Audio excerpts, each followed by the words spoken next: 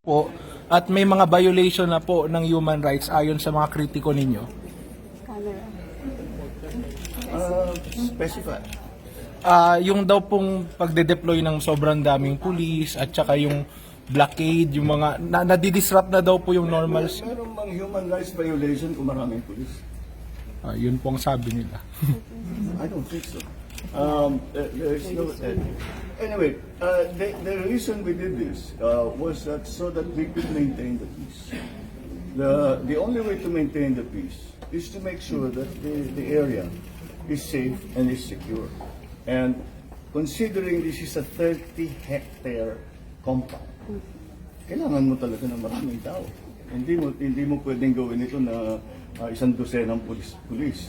Para hindi na bale yung mga lumalaban o yung mga nagre-resist, nanghaharang, hindi na bale muna yun.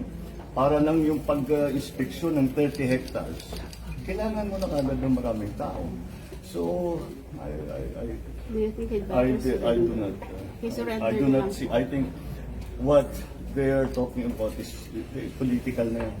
Hindi na totoo yan. You go to any human rights advocate, there's nothing that we did.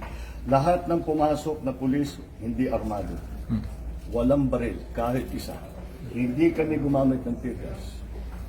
Wala kaming ginawang ganun. So ano yung human rights violation?